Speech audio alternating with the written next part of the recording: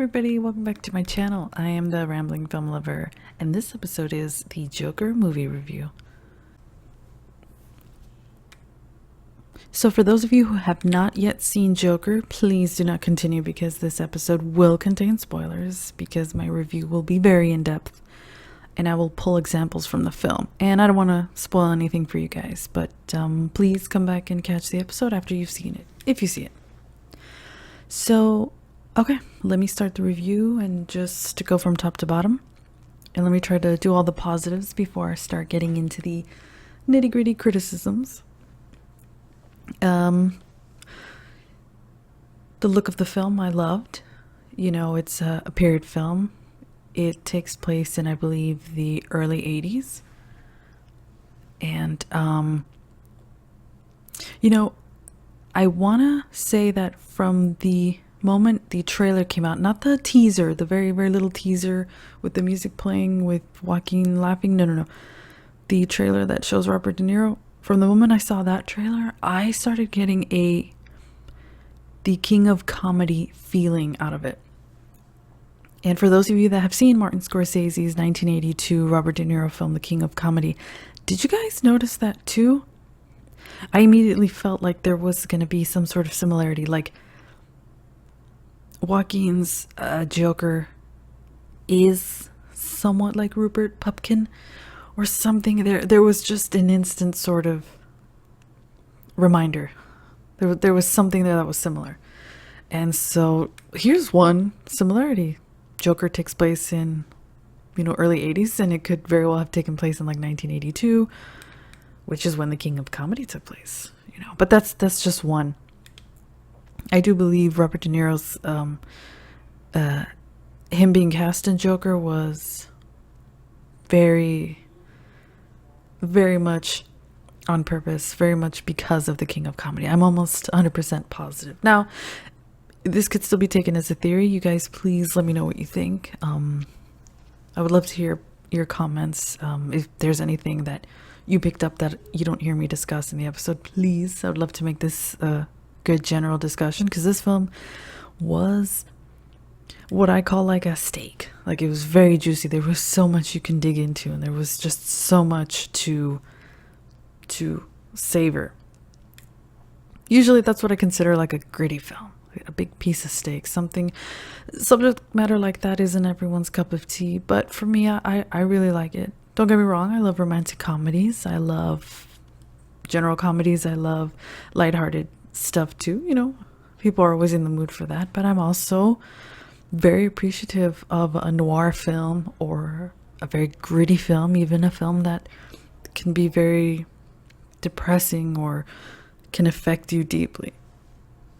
It's part of the human condition. I feel like it can still be entertaining, as weird as it sounds. A story told very well is entertaining, and it's food for thought too. And it's a good discussion. And Joker, a few of my coworkers, they didn't like it. Not that it was bad, it wasn't their cup of tea, the theme. And sometimes I just can't help but think, like, I get you guys don't like that stuff, but I feel like some real film fans, like general film fans, they'll really like a film no matter what. They won't have a preference of a theme. They just want to know that it's a good film. You guys may not agree with that. Let me know what you think. It's like, I was talking to my brother once, and he was like, whenever there's a food critic on a show and they don't like something, but their criticism for not liking it is because they just don't quite prefer it. And we've seen this before. I think you guys may have caught this too on some, cooking competitions. When they don't like something, not because it was cooked poorly or because, the ingredients didn't go well together, when they kind of say that they're not a fan of, like, oh, I don't like it because I don't like fish. It's like, why are you a food critic? For me, if you're a critic, if your job is to review stuff like food and whatnot, I would think that you love all types of food. That's why I always thought Andrew Zimmern is like the perfect food critic, because that man will, I don't think he's ever been picky about anything when I watched his show. And I thought, yeah, this is exactly the type of person that should be reviewing food, because he will eat anything, no matter how exotic or no matter how like grotesque. Didn't he even eat durian fruit? He thought it was awful because yes, it tasted bad, you know, like it is. But he still ate it. So whenever someone says that they're like a film fan and they really boast about being someone who likes films, and then you find out, oh, but you know, they only really like one type of film, like one genre, part of me is like, I don't know if I'd consider you a film fan. I would say you're a, you know, comedy film fan, but don't say you like all films and be like, well, I don't really like this kind of film because it's too dark. But that's just me going off on a tangent about stuff like that. Whenever anyone's just like, oh, I don't like this film because it's too dark, like that's fine to say it. But whenever anyone boasts about the love of all films, it's like, not really. But for the most part, a lot of other people I spoke to did really like this film, and their criticisms weren't even really the subject matter. It was just a few things here and there. My criticisms about this film aren't about the subject matter. It's about some bits in the story. The other positive of this film was River Phoenix. Oh, I'm sorry. Joaquin Phoenix. Look at me. I was thinking of River the other day and I was watching a couple of his films. And then I just, his name was in my head. He's actually, I want to say he was a very great actor too. And if you guys can, catch some of his films. He was very, very talented. But I'm sorry, I meant Joaquin Phoenix. His performance was what I want to say the performance of the year. And I think we already know that Joaquin is capable of a real good Oscar-worthy performance. And I really do hope he gets it. And I'm not just saying it because this film is going to get hype and it's Oscar bait. I really do believe he deserves it because of how well he portrayed this multi-dimensional, tortured, yet somewhat naive, innocent, yet very disturbing character that also goes through something in the film. Like, he changes, you know, his character went through so much, and Joaquin was able to portray that. His body language was perfect. The walk, his dancing, which I'm going to use air quotations because it's,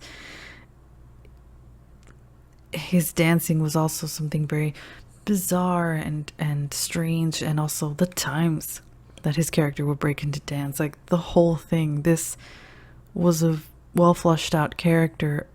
At least you can tell that it was in Joaquin's head, and he knew what he was doing. The laughs. His character had 3 laughs. One is the laugh that he believes normal people sound like, what he thinks it should sound like. So I guess it's the one that he does so that he appears normal. The second laugh is the sort of spastic, nervous, crying, frantic laugh. But to me, it seems more like crying. It's he has a very pained expression when he does it, and it's the one that he can't quite stop. It's the one when he's uncomfortable or scared. And the third one is his real one, like the real Joker laugh. And you could tell which laugh was which because of Joaquin. His tone of voice, God, everything was just perfect. I thought I was just very impressed by him. But I've been a fan of his for a while, and I'm very glad that his career is just so full of all these characters. So he gets a thumbs up from me. The writing, I did like, but there will be a nitpick a little bit later. I did like the characters. I think I'm already gonna have to get into the criticisms. Okay. So yes, overall the look was great, the characters were great. and the story was great, but I kind of wanted to say that I wish that the story would have gone further and really hammered down the point of why exactly he turns, or not turns.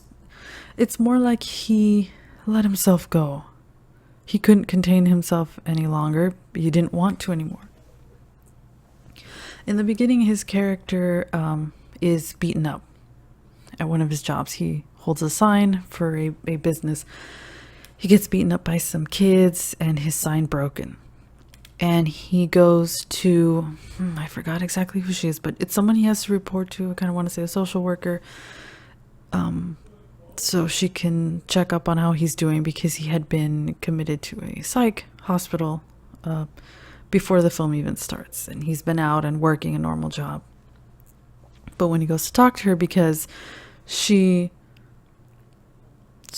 had heard that he has to replace the sign, and he's upset that, it's not his fault he was attacked. She kind of doesn't really, she gives him a little bit of the brush off, like, okay, yeah, but it's still technically your fault or whatnot. He asks for a stronger dosage of medication. So, that right there shows that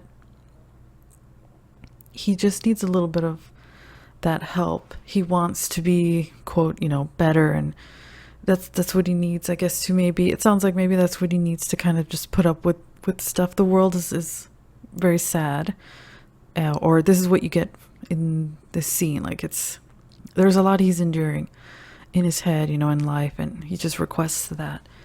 But he can't get it because the department that offers him those services has lost its funding, so it's not even going to be a department anymore. So that's where it starts. But I wish that they would kind of, because it seems to go from that, the news of that department's closing, and then he has I'm going to try to generalize a little bit. He has bad luck at his job, and then is eventually let go. And oh my God, that's a great scene, because Joaquin's face while his boss is talking to him and letting him go it's like a smile, but his eyes are not smiling. They're doing the opposite. It looks like he's actually panicking.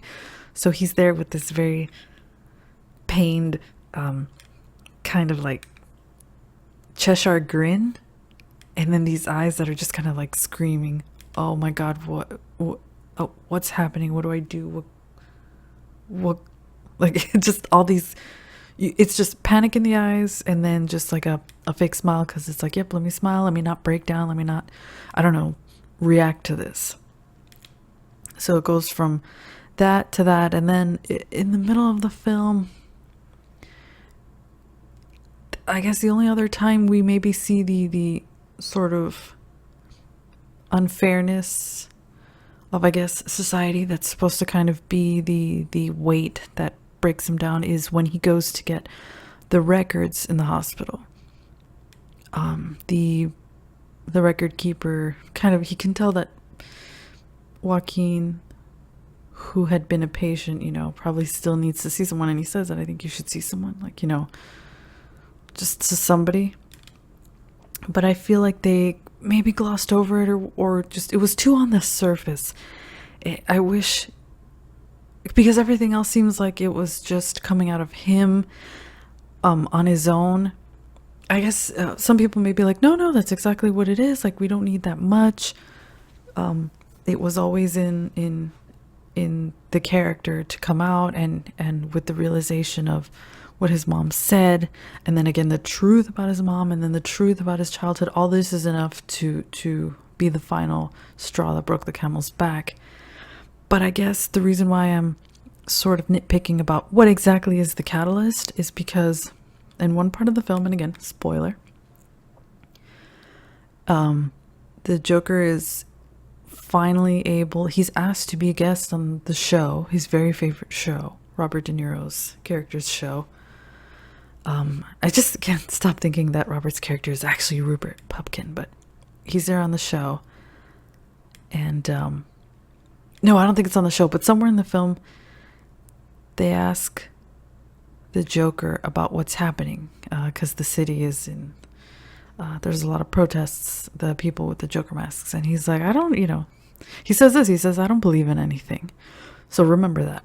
And then later on, near the end of the film, when he's in the cop car and he's looking out the window, and he's already shot Robert De Niro's character and been tackled on TV, he's like, look at it. He's basking in it, and he says, like, as if it was because of him. Now again, guys, please feel free to comment if there's something maybe that, if that's not exactly what you saw, but it seemed like he was two things. He was just not involved whatsoever. Like, what's going on in the city is just what's going on. And then near the end, it's almost like, see what I did? See, this is because of me. So it felt kind of weird. It didn't feel, I guess it didn't feel completely thought out. With just like, what was his purpose? Is he reacting to somebody? Did he really want this to happen? Because in the when he's talking to Robert De Niro's character in the show, and he's telling him, like, when you do stuff like this to people like me, basically stuff's gonna happen. And so it seems kind of weird. Like, did he stand for something? Did he mean for anything to happen? I guess that's the only thing that I'm still constantly thinking about right now after having seen the film. Tell me what you guys think. Did you think he had an impetus whatsoever? Is he an unreliable character where he's just chaotic? Because I feel like Heath Ledger's Joker character was better at the whole anarchic, yet thought out plan. Heath Ledger's Joker, it's like, no matter what happened, he'll just keep going. It's like he always had something else up his sleeve, but you could tell that if nothing went right, it didn't really matter. Like, he'll just keep going a different way. It's different from this one. Now, I don't even want to really do a comparison. I actually shouldn't. This Joker is very different. This is, a standalone film. This Joker is a different time, a different person, a different background. This one has a background. Whereas Heath Ledger's Joker, I love that he doesn't have a background, and he's a very unreliable storyteller. You never know exactly the truth, so you can't trust him. But I guess this Joker, that's what I thought was missing or not exactly clarified. So tell me what you think about that. And but I did like it, you know what? And I liked the direction. I even like the music choice and everything, and I liked the ending. So I was impressed. I still felt like there were maybe some holes there. It wasn't enough for me to give it like perfect, 4 stars across. It was just kind of like, it's a great film. I'll watch it again, but I just keep thinking about these things. And I'd love to know what you guys thought about it. Is there anything you thought that no one else is really talking about that maybe you didn't think was really explained in the film? And I want to say this, I really liked his laughs. I like that there were different laughs, because then you can tell which point not which mood he's in, just which, I guess, thought process he's in. And I like details like that. I think they're very important. There was nothing in regards to Jared Leto's Joker that had anything thought out. And you know what? That's really sad. I had high hopes for Suicide Squad. I think my complaint about Joker, I had the same complaint about the Harley Quinn character. I wish they would have really gone in with the humor. Like, give her the jokes that I grew up with. I grew up with the Harley Quinn from the Adventures of Batman, and then like the New Adventures of Batman and Superman, because I know that they changed. For those of you who grew up around the same time that I did, and you know what I'm talking about, it was on the WB. It was the Tim Burton backed Batman, but then I think a little bit later they also tweaked it. Like, that Harley Quinn from the animated series was perfect. And I feel like they didn't really go ham with the jokes. Harley is absolutely bonkers.